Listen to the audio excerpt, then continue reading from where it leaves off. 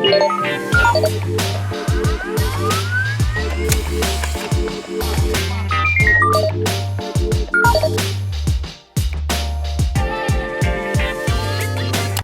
everybody. Welcome to the Blink Podcast. I'm Darren Pratley, and I'm so excited to be here today with my good friend and co-host, Jonathan Creek, all the way from across the ditch in Australia.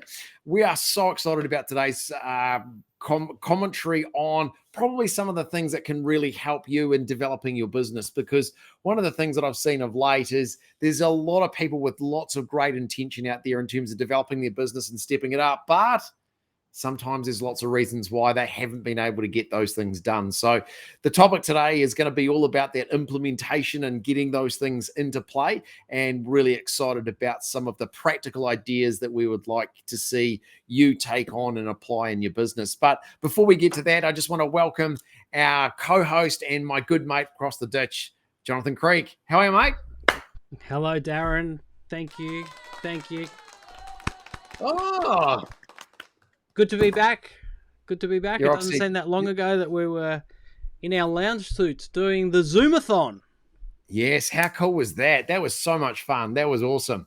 Yeah, it was pretty good, wasn't it? There was so many high net worth, high value thought leaders, I suppose. It's a term I don't usually like using, but there were some real good thinkers in there the group. Yeah, no, it was awesome. And the money they raised, do you know the updated figure on where they're at with that? Yeah, just over $100,000. How cool is that? Yeah. That is awesome. No, it was great to be part of, mate. Really enjoyed it. So thank you for that, and great job. Very good. No, I think it was good. And, I think $100,000 is a good number considering on what's happened in the world since, which is quite weird that it's that the Ukraine and Russia, that's all kicked off since we were on the Zoom only just over a week ago. I don't think they would have got $100,000. Maybe people are more generous than I think they are, but I would have thought it'd be more challenging to get $100,000 in today's environment than it was a week ago, and that's a lesson in itself, isn't it? There you go. Short-term opportunity.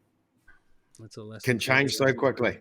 Now, today you want to talk about implementation for your business. What are the key things that you have to implement? I love this sort of stuff because it's an area I know I don't consider myself an expert in. I love any sort of little systems and structures that I can put into my business to make things not only better, but easier to operate. And it brings clarity, really, to the whole scenario of a business where I think people get a little bit romantic about being a founder or a business owner or a CEO of their own business, and they put up the shingle out the front or digitally online and say, look at me, I'm a business owner. But they've got no map, they've got no plan, they don't actually know what they need to do each day to make it work. And usually, what do they say? Most businesses fold within the first 12 months. 90% at least by 3 years. So this is the sort of stuff that is going to make this a long-term proposition for your business, and it's going to make you more successful in the short and long term. And this is straight from Darren's well of knowledge. Well, I think the thing is, what I've seen, Jonathan, is a lot of people in their businesses are searching for better results and wanting better outcomes, but actually struggling to know which buttons or which levers to pull on to create that result. So having worked with so many different businesses and self-employed business owners over a lot of years, this is the case of being able to go, these are the things that I've seen and I notice that those high performers who are creating great success, these are the things that they do. So all I'm saying is, with the discussions that we can have on each one of these, it'll give you some really good understanding about why high performers do these and how we can actually apply them into any business, regardless of industry. So I think it's going to be a great topic. I think that was really interesting about the Zoomathon too, is that listening to all the experts. For those who don't know, it was an event run primarily for the real estate industry to raise money for a charity for orphan kids in Thailand to give them a chance at life. But it was the world's longest Zoom. It went for 33 hours. Each hour had a host, and the host had 3 guests. Of course, it became a bit of a competition of who could have the best valued guests. I won because I had Darren, and of course Lisa Novak, and my main man, Downtown Scotty Brown from Hollywood, Agent to the Stars. And so it was a great experience. But listening to all the high value, high worth, successful people talking about what they do on a regular basis, the non-negotiables, and it left me awake at night. I think I watched 60% of it live. I've got an iPad just sitting here, and I just had it running on the iPad, and I was just letting it all just sink in and soak in and soak in. And so I made a video the next day about what were the 3 things that struck me that were consistent, and it was really interesting that it was simple stuff. It was simple stuff, but sometimes simple's the hardest, right? Absolutely, but also sometimes the simple things are the things that we don't do. Yeah. And I think that's the big thing to remember here is we've got to make sure that even though it may seem simple, the consistency factor is a big part of that. So that's awesome. Very good point. All right, so let's get to point 1. I'm just adjusting my name, Darren. I felt a little bit left out because my name wasn't on the screen and you had your name on it. So let's bring quality to the show. Is it lined up? I think it's straight enough. For those on the podcast, you don't have to worry about this. This is me mucking around with Ecamm Live, the best live streaming platform on the market, in my opinion. I love it. So, a little plug to Ecamm. Maybe you give me a reduction on my fees, or a hat, or a T-shirt. Actually, got coffee mugs. Give me a coffee mug. Let's go to number 1, Darren. Let's get it done. We know it's been a big week. We record these on a Friday. The whole idea of this podcast is one idea, and we investigate it in depth. So point number 1 for today, things you need to implement in your business to get it going. Set numbers and review. Please explain. Well, one of the things that I see often is people that are really busy in their business don't actually understand why they're busy and what are the outcomes they're trying to achieve. So one of the things that I get them to do is to sit down and go, right, let's just understand the numbers of your business. How much money do you actually want to earn? How many clients do you need to see to generate that level of revenue? And then from the back of that, we can start to then identify the key activities that you have to have in your business. So just by understanding those numbers, it will tell us for your business to be successful exactly what level of work and activities need to be carried out. And the next part of that then is to break it down to an absolute small amount. So we usually use weekly. So we go, okay, in a week, these are the things that we need to be achieving. Because now that I know the activity levels that I need to have, I need the outcomes that I need to achieve, and I'm being monitored on that on a weekly basis. And by doing that, what you are now allowing yourself is the ability to be able to break those big targets down to small amounts and then just focus on the activity to reach that goal. Okay, so what you're saying is pretty straightforward. So if you're a business, a lot of people look at it in either monthly, 6 monthly, or yearly. A lot of small businesses really don't look at the numbers until they do their tax return. And sometimes they're very disappointed for all the hard work, all the busyness rather than the hard work. The busyness doesn't always bring the dollars on the bottom line. But say someone like me, I need, let's say 10 clients into my consulting business. That's a 6-month contract. That's going to make me the money that I want to earn. That's 6 months. And then I can have the other 6 months off. That's it. If I want. If I'm happy. If I'm happy. Yeah. Right? So totally. And that's just by being able to. So then the numbers that you're breaking down here, set your numbers and review them, is how many phone calls do I need to be making to close the amount of people that I want to have in this business? So I'm after 10. Let's say I convert 1 in 10. I've got to make. So there's 100. I've got to make 100 calls to get my 6 months done. You got it. Now, then work out over how many weeks we need to get that done. So over 10 weeks, I need to get that done, Darren. So I just need to make my 10 calls a week. Oh, that's very manageable. So see what you've just done there in your own head. You're just going, actually, I can do this. But if I said to you up front, I need you to make 100 calls, you'd look at me going, oh, God, how the hell am I going to do that? I don't have 100 numbers. That's right, exactly. But seriously, we've got 10 weeks to find those numbers, right? We don't have to do it all today. Just as long as you've got those 10 calls to make for this week, you're sorted.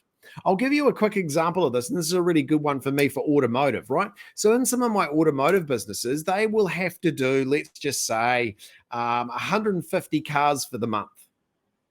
Okay, so 150, yeah, so 150 cars for the dealership for the month, right? So if that's the case, then that works out at about having to sell 5 cars a day, right? Really? So 5 cars a day means that I have to be doing a set number of calls, set number, chasing down leads and chasing down opportunities and creating more opportunities for people to connect with you and to buy a vehicle. And you got to keep doing that on a really high level because you need to be able to achieve that level of sales. Now, here's the trick here. What do you reckon would happen if we went 3 days and we weren't checking our numbers? Let's go 3 days and we haven't checked our numbers. And let's say we hadn't hit our targets at all. Let's say we're 15 cars down over those 3 days. Only 3 days. Yeah. How much of an impact is that going to have on the end of month number? Yeah, well, that's a lot of cars. And most cars, the average price of a car is what, 50 grand? Yep. So just by missing that, your target of 150 all of a sudden becomes an acceptable finish of 135. Right? So just think about that. We've missed our target just by being off 3 days. So what you've got to do is really have an understanding that focus of reviewing your numbers on a really regular basis allows you to keep on track and keep focused to hunt down the outcome that you're looking for. Okay, so it's got a dual purpose. Doing it weekly allows you to avoid overwhelming your staff. Yep. But it also allows you to pick up any problems early enough that they don't cause too much damage. Because it's a bit hard to change a monthly result with 3 days to go to the end of the month. Yeah, unless you've got some really, really, really good mates. That's right, exactly. I've got a question about the car. I've got a big question about the car industry. So if you've got just your regular dealership, how much are walk-ins? How many cars are they selling on walk-ins? How many cars are they selling to fleets? Like, how does the business break down? Yeah, but what's happened is you've had a situation where most customers now know more about the cars and have done more research before they ever walk onto the yard now. So the piece is when they walk onto the yard, they are definitely more likely to be a hot buyer. So that they've done their research, they've looked around, and so when they're coming onto the dealerships now, we need to treat them very much as a keen buyer. But then we have to make sure that we hold a relationship with them because not everybody makes the instant decision that I want to buy a $50,000 car at that moment, but you've got to go along that journey with them. So so just understanding your numbers, understanding you're reviewing those on a regular basis is going to be a really important component to what you do. So the tire kickers are gone. Very much so. Shrunk. The people are walking in, they know the price because they've seen it on the internet. Totally. They know the price, they know the deal, they know the extra options. They probably want you to organise finance for them. And that's a big area of focus is to support your customers around that finance area and help them make that decision easier. And it becomes a whole much more customer experience. Yep. And this is why this number one for me, regardless of industry, is such an important thing to be doing because you've got to have those numbers up in a visual place in your office. You've got to know where you're at around the month and what your target is. Yep. I mean, I do that in my business. I'm going, how many bookings have I got? Where am I supposed to be? What is my profitability on those? What do I need to be thinking about in terms of 3 or 6 months time? How many bookings do I need? How much work do I need to do this week to generate those? And that's the key, right? Is constantly reviewing your performance. Now, before you try and push us back onto track, I'm going to take us back off track again because I'm fascinated by car dealerships and I know you work with a few. Darren, I had a situation where in my life, like my grandfather taught me that when you buy a car from a yard, you are going to get given free car mats.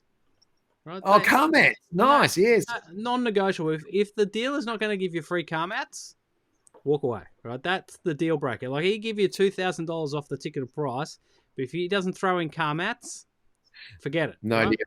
No deal. I went to buy a car a couple of years ago, a German automotive vehicle. Yeah. With a ticket, high numbers of tickets, and no car mats. They were not going to give me the car mats. And I actually said, I'm sorry, I'm sorry. I love this car. It's exactly the car that I want. I'm very happy to purchase it. But unless you throw in the car mats, I'm walking away, because this right now is a matter of principle that I promised my grandfather. This is I can't. I actually even said to the sales guy, I said, I'm sorry, but this is a non-negotiable for me, because it's a promise that my grandfather made me make. Love it. No car mats. And what do they do? I had to get in my car and go to the other dealer of the same make. No, you're and buy kidding. the car from there. They let it slip. So please tell me that car mats are back on they're back on the menu. Well, it's not about car mats, mate. It's about it is for me. It is. Well, I know it is about you, but think about the principle here. It's about looking after your customer and actually understanding what their real needs are and providing it to close the opportunity. And I want to get back to setting the numbers in review, because you're taking me down a path here that can get really. But you wouldn't let your dealers let me walk out without car mats. Like, you would have said, just buy the car. Hell no. Don't be so ridiculous. That's a massive opportunity. Just crazy. All right. Step number 2. Plan it out in your diary. Yes, nice. Plan it out. I did that. Now, the reason why this is the part 2 that I see, that I see a whole lot of business owners and people who are working in their businesses that have all this work to do, that they've got all the stuff they know they need to do, but they haven't actually applied it to their diary. And the reason why they struggle then is because as soon as they start to become busy, become distracted, there's a whole of other things going on in the environment. All of a sudden, they get into a situation where they don't actually do the things they need to do to create the correct result.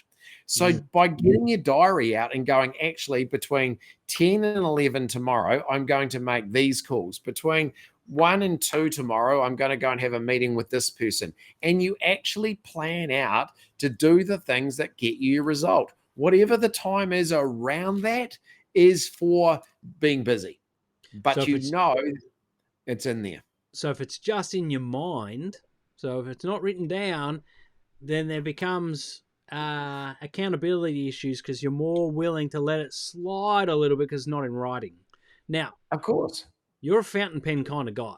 Like, I think everyone can pick that up from you. Like, you love a good pen. Yes. So are we talking digital diary / calendars, or is this much more effective if you write it down in a book? I don't care. Oh, so you don't. So I think, because I don't agree with you here. Here's the thing. I think that digital calendars on your phone, I don't think they carry as much weight as a written down diary. There you go. Oh, okay. I think they're a great technology. How old are you? How old are you again? Well, I'm an old soul in a young body. I know I'm not as old as you. But I'm the an old crew. The old crew love to have it in writing. They love it, you know? Yeah, but I deal with millennials. I deal with late 20s, early 30s. Yeah. And, they're mad on their devices because they've grown up with them, and I am too. But even in my own personal experience, I've got a written diary and I've got the digital calendar, and I think that I'm more easily dismissive of the digital calendar than I am the written diary. So this is what happens to me, right? So I'll have real estate agents who'll get a PA on board, right? So they have a PA, and Darren, I just love my diary that I write in, because I remember everything and I put it all in my diary, and I go, as soon as I do that and I say, oh, so now you got a PA, how does your PA put an appointment in your diary for you? What do you mean? No, they'll have to ring me and then I'll write it into my diary. And I'm like, talk about, this is where technology has taken us way down this path. So sometimes in my presentations, I'll give people 6 days from the date of the presentation. I'll give you 6 days to remove paper diary out of your business and out of your life. There you go. Because this is why I went down this path, right? You see that just as an excuse. 100%. Because at the end of the day, the ability for you to use a digital diary as effectively as a written diary is there right in front of you. And, the best part with digital diaries too, you can put an alarm on things. You can put an alarm in, say, can you beat me 5 minutes before that? Because I know I have to go and do my prospecting, and it's going to remind me that I've got to go and do that. Although your paper diary doesn't do that. No.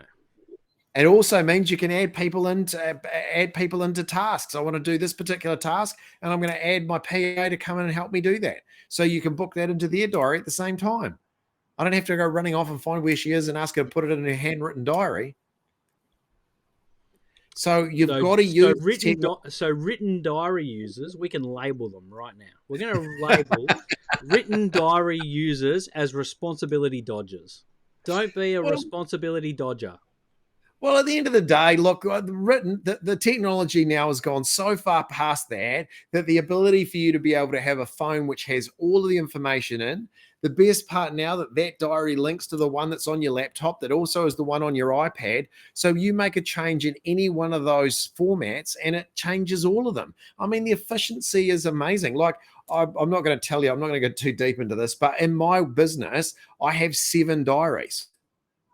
So in my business, I have 7 diaries. Rachel's got one for me. Sophia's got one. Jules has got one and each of them have a purpose, right? So Jules has one that's for the family. So she puts into my diary all the stuff that we have as family, and that comes up in my diary. But you see, what happens is everybody else can see those components get put in. But I only see one diary. I only see one diary. All my bookings are in there, all my flights, all my taxi bookings, everything that I have is in that one diary, yet they may be coming from different people's input. So it's all in one place. This is the calendar app on your phone, folks, if you're worried. You got it. We're using it as a diary. Yeah. So you get things like that. Don't forget your kid's birthday today. Grandparents, sisters, don't forget to wish your wife happy Valentine's Day. Happy Valentine's Day. That's automatically in there, so that does make it easier. But seriously, like just having a diary that actually takes a lot of the thought and a lot of the thinking out of your head and put it in a place where you're like the girls in the office, they will put all of my event details at the top of the day. So when I go if I'm going to an event, I'll just look at my diary at the top line and it's got how many people, what the venue location is, what the connection types are for the computer that I'm going to be hooking up to for the presentation. All of that detail is in one place. So I'm not having to hunt for it. They know that when they have a conversation with any client, they put that detail into that calendar and it becomes such a valuable resource. It just makes it so much more efficient. And at the end of the day, if something goes wrong or something's not quite right, you can always go back and check it. Fantastic. Look at that. This is efficiency 101 for your business here. Implementations for your business, the things that you need to do. We've had some great points so far. Set numbers and review. Make sure you do that weekly so you don't lose control of where you're at in your business. Number 2, plan it out in your diary and your digital diary, because if you're not using a digital diary, you are dodging responsibility. That is how we've labeled you today. We're going to get T-shirts printed that say I'm a responsibility dodger. And, Darren's quote in there with his autograph. You're going to wear that around uptown Auckland and to that little spire thing that you go to where you can see the world, the bottom end of it. Number 3, prospecting, drive, and role play. Role play. What are we getting into your private life here? Well, what is this all about? Okay, so one of the things that I know is that within everybody's business, we have to have a situation where you are building more prospects and developing more business opportunities. So every now and again within your business, I just want you to think about implementing a real prospecting drive to attract more business. So whether it's a campaign, whether it's whatever it is, design something that gives a real push to your prospecting within your business. And I really challenge people because a lot of the times they just either plod along with prospecting or they do prospecting when all of a sudden they think that they've run out of business. So they'll be really busy, got lots of clients, and then all of a sudden there's not so many. Then all of a sudden they'll come running back to start prospecting again. So what I would like you to be knowing is in your business, there are some prospecting drives that you have to really push ahead in prospecting. And then when you start to attract those opportunities, what I need you to be thinking about is, have I practiced and have I done some role plays for that particular conversation with a prospect? Because quite often I see salespeople doing role plays or practices of what they're going to say right in front of a customer. So they've never said it before or never had that discussion before, and they're doing it right in front of the customer. And I just would really want to challenge you to go, hey, just to do a bit of practice for that particular situation with a colleague in the office or colleague on the floor and be able to go, actually, I know what I'd say in this situation. I know the more I practice it, the more fluent I become. And the customer sees that you really do know your information and know your stuff. Yeah, and look, I think there's a number of things in that. That was a lot of information. So let's digest it for a second and break it apart.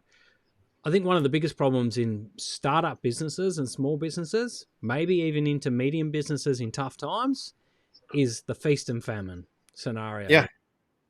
You do the prospecting, you get the work in, and then you got to do the work. Yeah, totally. You got to do the work, you're no longer prospecting because you're doing the work. And then one day the work ends and you get the second half of the invoice. I'd suggest, invoice at the first half before you start, and then the second half. I think that's a smart thing to do. Just a little surprise tip on the way. But then you get to the end of the work and you've got nothing, and then you get that sick feeling in your stomach and you get anxious, and then you start doubting whether you can actually do it, and everything becomes stressful.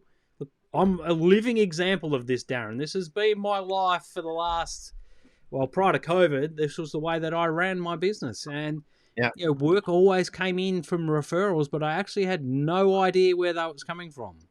Yeah. And I remember one stage, I think it was about 2018, where I had a 6 week, I'd finished the work and there was 6 weeks of no work coming. And I was like, I don't even know who to call to get the work because I've never had to call anyone to get the work. They've called me. So just think about that for a second. When could you have known that situation was coming? Oh, a month earlier. Right? Yeah. So just being aware that that's coming and that's happening allows you to ensure that you have a prospecting drive in your business at the right time. Yeah. So you knew that was coming, and you have to put that in place. That's the way that you really step up your business, because if you can turn those quieter times into real busy times through better prospecting and a real push for prospecting, imagine what your end of year result now looks like. Yeah, and I think the numbers and review step number one would have avoided that. Like if I'd looked at it and gone, well, that money's in because I'm doing work. Yeah, good point. That's right? A great point. And then a week later, it's like, well, I can't count that again. I can't keep counting the same money over and over and over. Alarm bells, time to go, time to, balance out doing the work and prospecting. And I think that's the hardest bit is that, maybe always having the first 2 hours of the morning for prospecting. Yep. For absolutely. Networking, for staying together. And then you've got the rest of the day to get the work done. And if you don't get it done in time for dinner, well, you know what? You're not watching Netflix tonight. You've got to go in and finish the work. Totally. And I think one of the other important pieces that I've learned in my journey too is that speed is money. The faster you can get something completed, the faster you get the money and the faster you move on to the next job. And so, I always, when I had my startup or when I was involved in the startup in Jumbuck, that was a true tech startup in Silicon Valley style here in Silicon Alley in Melbourne, as they like to call it. And they were great on systems, and they used to have sticky notes up on the wall. And if the job was done, then you moved it over, to the other side of the line. And, if you were a fast worker, you had the longest line. And so you looked really impressive, right? So I was always like, because I'm such a competitive beast, probably too competitive, to be honest. Anyone who's ever played sport with me would know that. We won't go into that, though. But, so competitive that I was just moving these sticky notes. I always had to be number one in the sticky notes until there was the one guy who, he only had one on the right side of the line. And then he started to complain that his tasks were much bigger and much more laboursome than mine. So therefore he wouldn't have as many sticky notes. And, the excuses started to come out with this guy. There you go. Hey, eat it up. Tough luck. I'm winning and I'm going to keep winning. So keep doing that. That's prospecting, drive, and role play. Second point. Yep. Role playing with your colleagues is awkward. There's no doubt about it. There's no escaping it, right? No escaping it. Why? It's awkward. Why is it awkward? Why? It's just a little bit awkward. It's like going back to school drama classes, right? It's like, really? We don't Do you know why it's mostly awkward? Do you know why it's mostly awkward? Because we're a little bit embarrassed. We don't want to fail. No, we're embarrassed because we might show the person we're doing a role play to that we're not as good as we've tried to make out. Yes, but here's the point. Here's the magic in your point. If you do it with your co-workers and it's awkward, it means it's not going to be as awkward when you're doing it with a stranger. Ta-da! Correct. So the pain is in the game. Yep. In the training, right? Yep. To take the pain out of the game. Totally. I do this all the time. I just came up with a t-shirt just there. Experience the pain in the training so you don't experience the pain in the game. That's exactly it. Nike, you can have that. Put it on a t-shirt. But think about that. Like, this is what I do in my trainings quite often is I'll say, right, stop now, turn to the person beside you. Right, we're going to role play this. We're going to have a discussion about this particular topic, and I'm going to see how you go. Now, everyone goes, oh, Joe, I don't know about doing that. But then all of a sudden they do it 3 or 4 times. All of a sudden they start to get better at it. They know exactly what they're going to say. They've got a structured conversation of how to present what they're going to present. And also they feel real confident. At the end of the session, when they're walking out of the room, what do they say to me? That was a bit uncomfortable. Darren, but you know what? I learned more in that session than I have in any other training session. Yeah.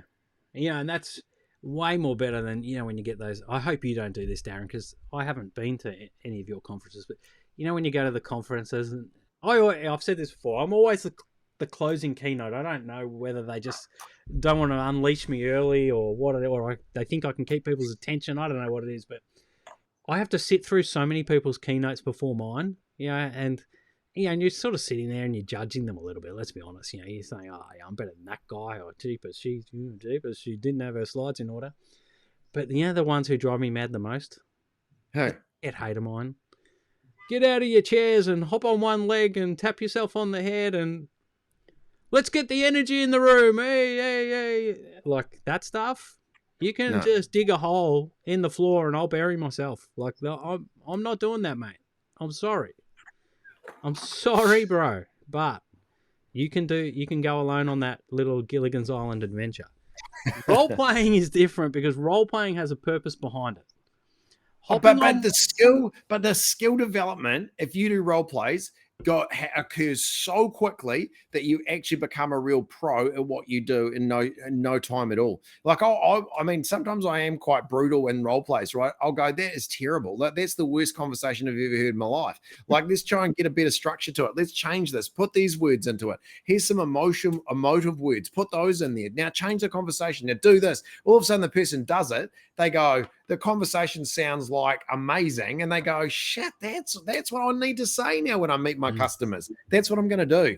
And that's what you've got to make sure that you put those role playing into place. I think it comes into when you use content too on social media to prospect and role play, right? Oh. So there's 2 big things you can do. Content. Go on, because you tell us this, because this is clever. So content is prospecting. So you posting videos is prospecting. You'd be amazed by the people who watch your stuff that you don't even know. Right? So, you look at these awards nights at the moment that are going on in the real estate industry. And, this morning, there was a big one last night. This morning, it's all these people saying, oh, wow, I finally got to meet up with so-and-so who I've never met before. But you know what? I feel as though we already knew each other because they'd been watching them and interacting on social media. Right, so that's the first thing. You're meeting strangers, but you actually feel like you're friends. That is a great way to prospect. The second best strategy of prospecting is if you want to get to someone's audience, if there's someone in your space who's already got the same sort of people that you are after to drive your business, start commenting on their posts. So go to, even if it's your arch rival, go to them. Start commenting on their posts. Start interacting in their community, because guess what? All these social media platforms are trying to keep the people's attention for as long as they can keep it. And so what they do is they say, here's so-and-so's content, and this person watches it. They watch 60% of it most of the time. So you know what? That person's not going to be able to create enough content to feed that person's attention span forever. So at some stage, one day, they're not going to make the content that person wants to watch. The social media algorithms are going to know that this person's online looking for content and they want to hold them there. So you know what they're going to do? Oh, here's someone who's posting content that interacts in the same circle and discusses similar topics. Let's give them a taste of their content.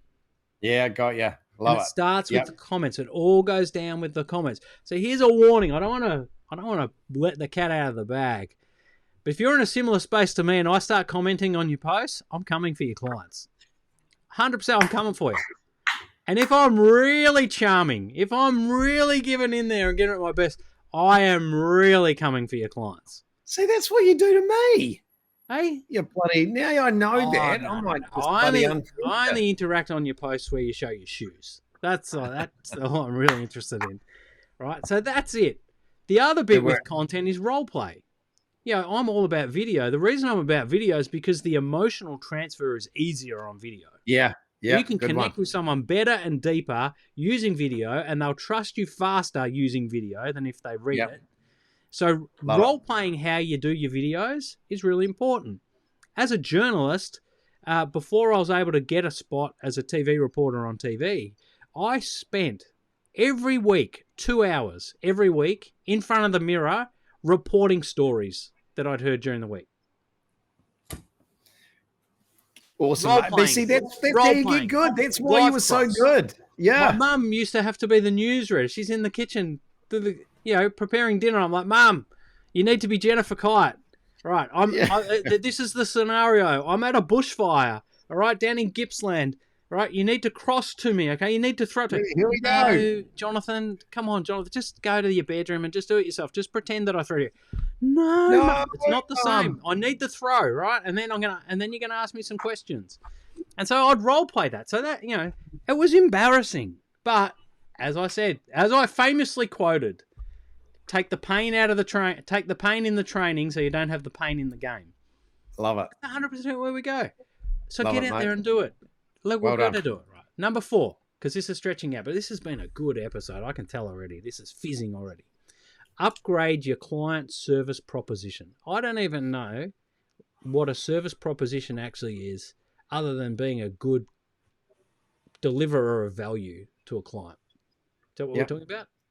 It is. It's similar. Yeah, absolutely. So one of the things that I want you to be really thinking about here is your ability to actually understand what is the service proposition that you provide a customer. Why the hell would a customer want to use you to provide the service that you provide? So what you've got to have a really clear understanding is, what is that service proposition? What do I do? How do I help them? What is my product? Why is it, and how is that beneficial to the customer? You need to be able to work your way through all of that to have a very clear picture of what the customer gets for when they pay their money. Now, what I need you to now to do is to have a look at that service proposition and start picking components out of that and making them better. And what I mean by that is giving more value to the customer, because what happens over time is the more you enhance the service proposition and the better it becomes, the more customers only want to deal with you. That's right. And like we sort of hinted at before, your competition are always watching.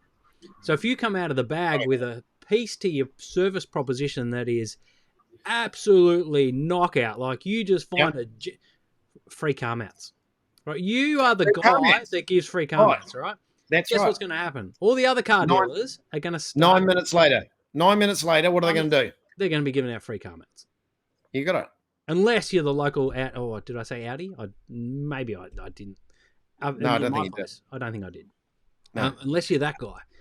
But then it might be fuzzy dice hanging off the mirror. Like you might move from car mats for the fluffy dice. And this is the piece, right? All the time you're thinking about, what is the customer wanting? What's the customer need? What is it going to be to make them feel really special in the transaction? Those are the things that we've got to be really conscious of here, right? And we need to be upgrading this all the time.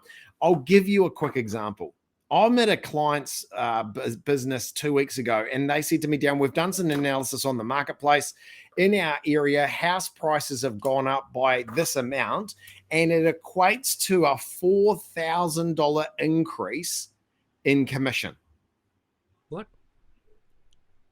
So the value of a house that they were selling has gone up, and because your commission is based on the value of the home, it meant that the real estate agent was going to be paid $4,000 more in the transaction because of the increase in the value of the home. Yeah. Does that make sense? Yeah. So you got $4,000 extra to play with that you didn't have last year. That's right. Well, in fact, 6 weeks ago, 10 weeks ago, however it was when that house price went up, right? Yep. So this is the piece. So I said to them, how much of that amount of money are you happy to invest back in the client service proposition? How much are you willing to put back into that transaction to give the customer an amazing experience and really step up the relationship that you have with them? Do you know what the response was? 0. Oh, I don't. Do we have to do any of that? That's right. I want to give them 0. So, I'll tell you what, it's I find that fascinating because the people, they just get greedy, right? It's greedy, but they think in business that's where that's great. I'm going to take all that, but what they're not doing is upgrading the service proposition, and that's the piece where over time, if you go years down the path and you don't do this, your service becomes very obsolete in an industry. And I mean, we both work in real estate. I mean, how many real estate agents do we see that, to be honest, have become obsolete in the real estate industry because they don't have a service proposition now that matches up? Well, some of them have a service proposition, but they fail to communicate it because they refuse to adopt technology. But that's another episode. But I 100% hear you. Now, here's the thing. I love the fact that we're talking about the car industry a bit today too. Yep. Because something that we've seen with the service proposition has been rife in the car industry, particularly with this emergence of new brands or brands that we've been a little bit suspect on that are now becoming the mainstream, particularly here in Australia. So your Hyundais and your Kias and all that sort of stuff. Yep. The upgrading the service proposition for those cars, a really great example of it is the extended warranty. Now, when I was buying cars, I remember buying a brand new Honda Integra. It was my first new car. And I reckon the warranty was 2 years and 10,000 kilometers. Yep. Now we're talking 7 years, unlimited kilometers, right? 7 years. Now, they've obviously done the maths on how many years does a person own a car for, and it's going to be less than 7. And as soon as you sell it, that's probably null and void. But that's not the point. At the purchasing point, they're taking the risk out of the buy. But they know the reliability of their vehicles. That that automotive globally, the quality of the vehicle now, I mean, they don't break down. They require very little servicing. The componentry in them now is extremely tested and reliable. So they don't need to. So the ability to be able to enhance these warranties and to be able to help out with that servicing piece is a lot easier than it ever has been in the past. But again, you did right. This is where they have gone actually to provide a customer service proposition around these components that we all stress and worry about. Just enables the customer to go, you know what, to get a 7-year warranty, why don't I just go with that? Yeah, well, yeah, there is also the Mrs. Creek factor where, oil is optional sometimes. But we move on. But now, this is the interesting bit, right? This is the interesting bit. So you can do that with cars. Yes. What's the equivalent with houses? In terms of what are the things? Yeah.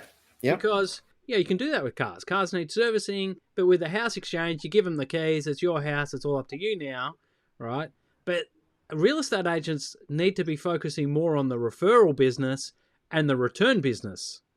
The relationship, right? 100%. Because what a lot of them are doing at the moment, because times are so good, numbers are up, that extra $4,000, you beauty, you're like, I'm getting my numbers way easier with way less sales, way less work than I used to.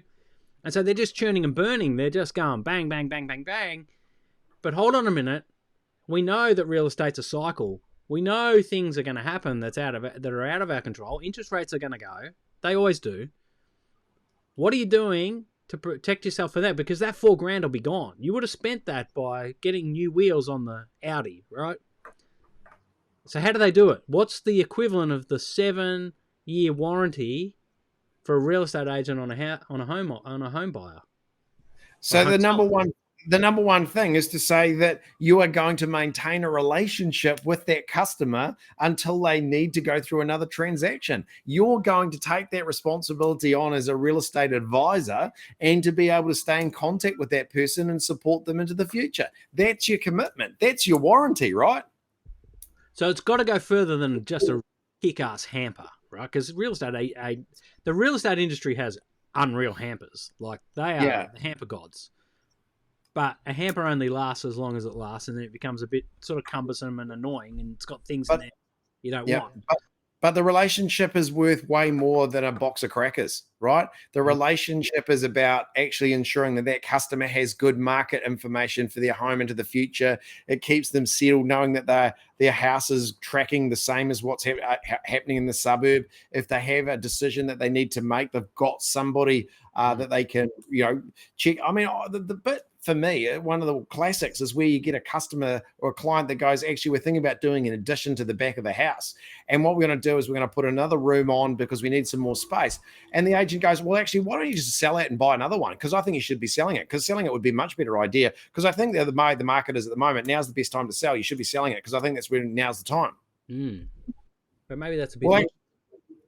Well, you think about that, the only person that's motivated in that transaction is the real estate agent trying to get another listing opportunity. When at the end of the day, a smart real estate advisor goes, hey, let me look at how much it's going to cost you to put this addition on. Let's see what it's going to do to the value of your home. Let's give you some advice about exactly in the new build, what you're going to need and what are the new purchases are going to look for. That's advice, right? That is great. You worried me for a second. I misunderstood what you're doing. I thought you were saying be the hard sell guy, and I was like, no, I'm not buying into this, Darren, come on.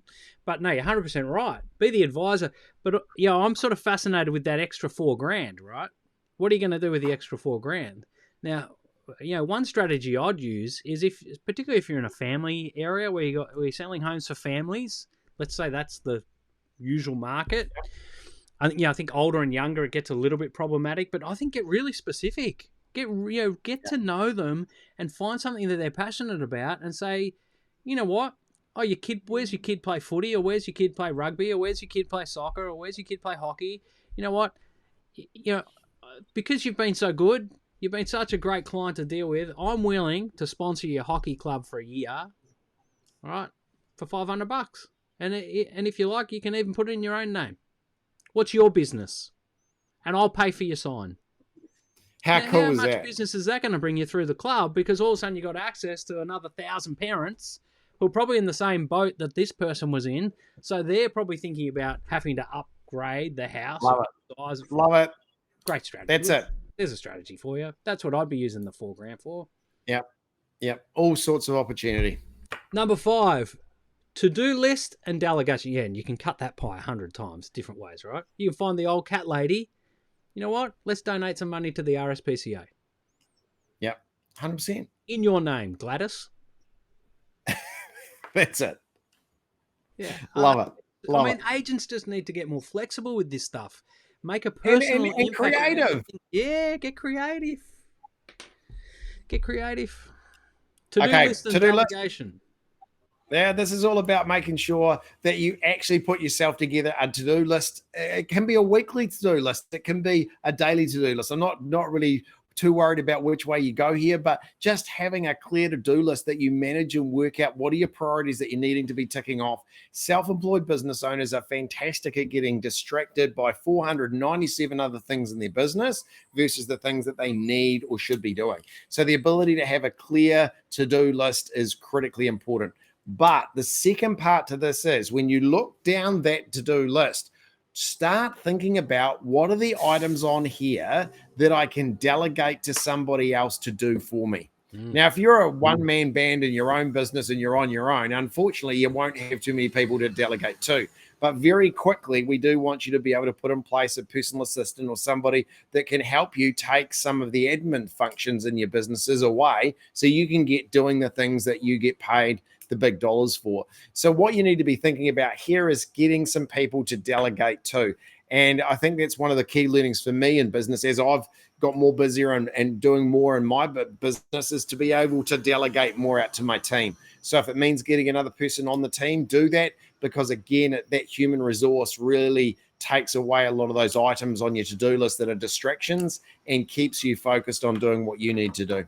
Yeah, I think that's really important. But I also think with the emergence of the internet and the work from anywhere lifestyle, is that there are affordable people from anywhere in the world that are actually now Really, really good. So, like, Good. you Really used to good at get what your they do. virtual assistants and your virtual designers, and Yep.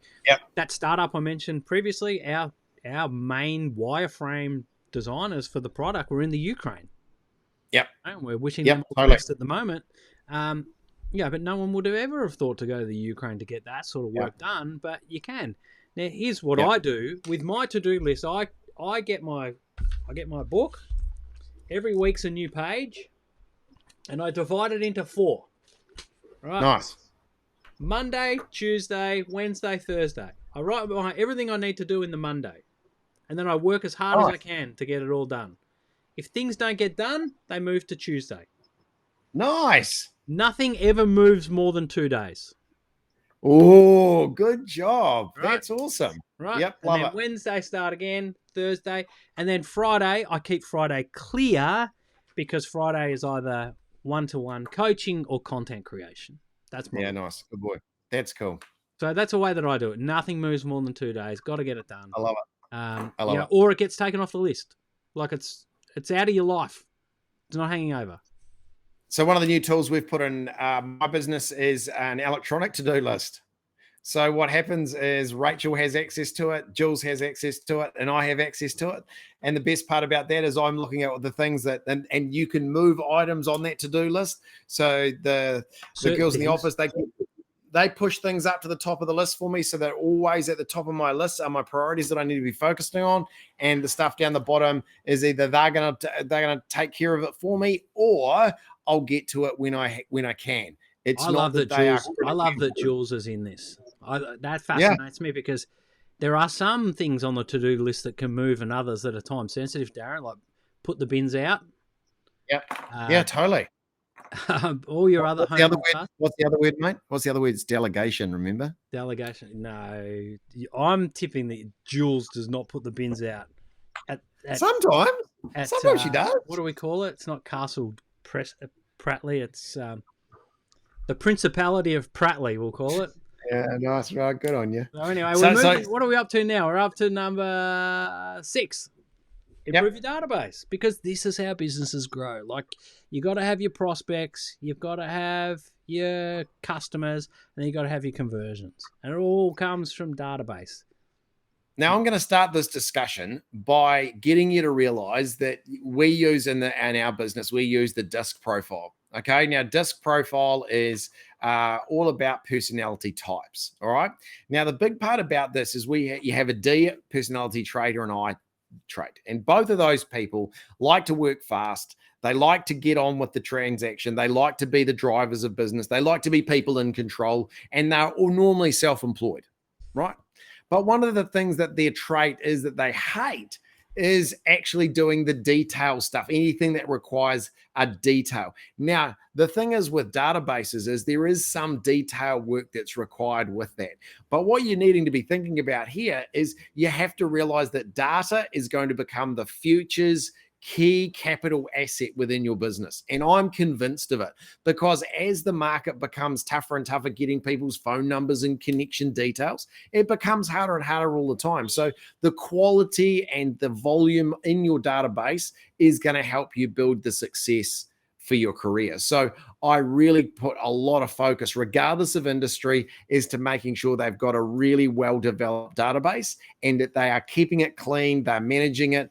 Because, Jonathan, one of the key things someone said to me one time was, just remember, Darren, data goes moldy like cheese in the fridge. So you've got to make sure that you keep making sure you're either using it or cleaning it. And that's something we've got to keep thinking about as we go through this. Well, I think it's also important to understand that if you are a startup business or you're a small business, you've actually pretty much, if you are in your 40s onwards, you've pretty much got a massive database already that most people don't even recognize, and it's their emails.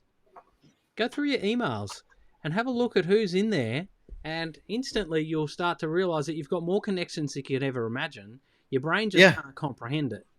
I think what's really interesting for me is that I came from one industry to another. So I had a database of connections that was probably really, really, really top end, but it wasn't good for my business. So you've got to have purpose-built ones. And I think, there's great platforms around now. I use Leads Launchpad, And essentially Nice. that allows me to tag people. And I've got people who read my book and download from the QR code. They go into a database and they're sort of specific.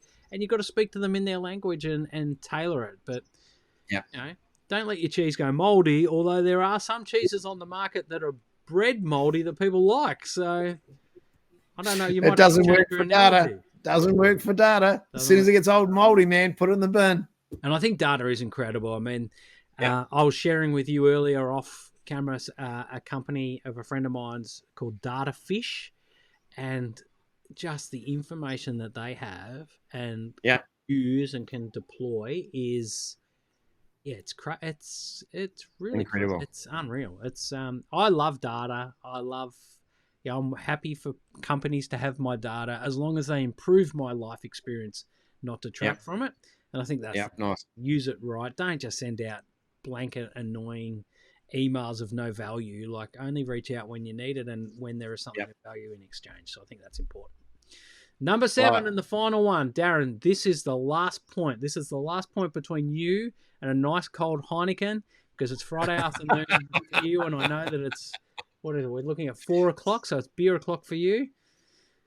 I've already cracked the Pepsi because I don't drink beer, so you can have them earlier in the day. I quite cleverly muted my microphone when I opened that, so you didn't even notice. It was a genius move from me. Number 7, nice one-on-one meetings every week with a mentor. Yeah. And I really encourage people to do this. Now, the mentor could be your manager in your office, could be the owner of the company, it could be anybody, right?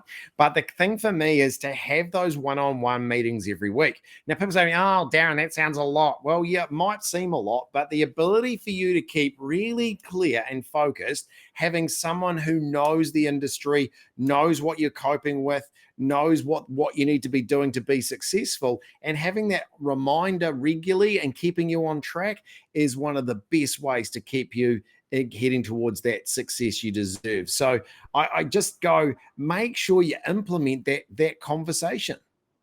Yep. My point to this would be, coming out of a big corporation, is that companies need to get better at this, and they need to get better at this creatively. Yep. Having one-on-one meetings every week with a mentor doesn't mean that you have to sit and meet for an hour. No. It doesn't mean that you have to go in the office and close the door, because that just increases stress and anxiety, and then it puts a fox in the hen house amongst the other staff, because now we're all in open planned offices and they're like, look out, Jenny's just gone into the office and closed the door. Is she pregnant? Is she resigning? Is she going to get the sack? Like, that's what happens in real world scenarios. So mentors, bosses, particularly in corporations, need to get really, really creative about this stuff to make people feel comfortable about having them. The moment that you can make it a comfortable experience and a valuable experience, the more willing they'll be to have the next one and look forward to the next one. And then as time goes on, the value of the meetings go up, the value of the work goes up, the value of the accountability goes up, and the business starts to boom. If you're going and then the whole, it's so good. That, mate, you did right. So good. Now, if you're a startup and a one-on-one, right, and it's been tough lately because we haven't been out and about. I mean, New Zealand still is an island prison to a point. So, we're not exchanging, but, make creative times, even over Zoom. Do it somewhere else. Go somewhere to have your Zoom call. I mean, you got a laptop. The internet's everywhere now.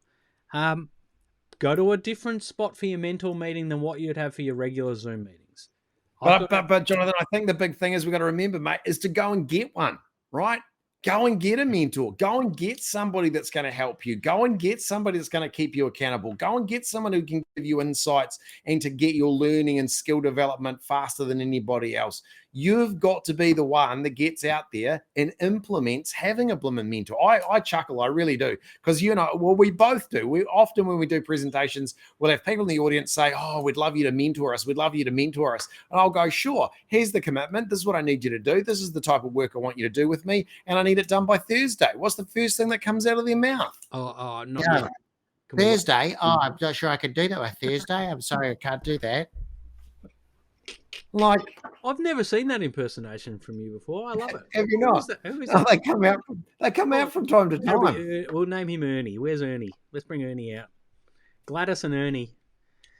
I love that. No, but you're 100% right. It's like everyone it's this startup thing, right? Oh, I'm a founder. I've got a startup. I'm in business. Well, all the wobbling of the heads. Okay, cool. You want help? This is what you got to do. Oh no, well that's the unfun bit. That sounds like work. Where's the fun in that? Oh well, if you don't do that, that's why you're broke. Oh, but I'll just go get a grant, or I'll get angel investment. That'll keep me going. Yeah, until you spend all someone else's money. Oh man, don't start me. But you're 100% right. Look, I've made all these mistakes. I took too long to get a mentor. I took too long to have a proper to-do list. I took too long to upgrade my client proposition. Like it stayed the same for about 5 years. It's only when I actually got really clear on the industry that I can help the most. Yeah. Then I start talking the way that they talk, so that they understand that I understand their industry. That they start to trust. I mean, I originally remember with Spread Factor, my main consulting program, I would go in and almost try and re-educate them on the language to use. It's like, no, you're talking about this, but that's not what we call it. We call it this. You need to use this term, or I'm not going to understand the conversation we're having. I was like, here's this little punk sitting across the table from some guy who's actually got a business that's got a boardroom table, and I'm telling him that he's not speaking properly. So, these are the mistakes that people make. I've made them. I love this stuff. Prospecting drive, role play works. Plan it out in your diary. Remember, if you're writing it in your diary, written diary means you're dodging your responsibilities. Put it in your digital one. Set your numbers and review them, because you're going to know when you're going off track. And this all comes back to implementation, right? Putting these things in place in your business to set up a result that you can be proud of. And I looked down that list there, and there's nothing there that requires a university degree or requires some sort of special skill. It's just a case of focusing on some key principles, putting them in place, and then being consistent with them. So I just think that these topics really, really help people who are in business, especially self-employed, people with small to medium-sized enterprises that go, actually, I want to step up my game. And by putting the stuff into place for you and your team, the results happen really quickly, and just really encourage you to do that. I think what's really interesting about that too, Darren, is if you've got maybe you're a boss, you're a part of a business and you've got a team that's not quite performing and you don't know where to turn. You've given them every rah-rah chat in the world. You've played them every David Goggin Navy SEAL motivational video you can find on YouTube, and he's sworn at them to get them going. He's my favorite guy. He's my favorite guy. Hey, motherfucker, you get going, right? You can't say that. Right, do 100 push-ups before you eat your cornflakes, that sort of stuff. And they leave on a Friday and you think, yep, finally nailed it. They're all pumped up, and they get back on Monday, and you know what? The hangover. With their girlfriends, or, it rained and cricket didn't finish, and, the All Blacks lost, heaven forbid. The whole place will fall apart over there.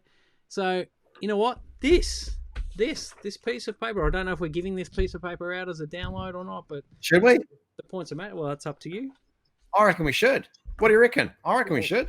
Well, let's put it in Rachel's diary. Let's put it in Rachel's diary to create somewhere that for episode 7, they can have a download on the implementation list.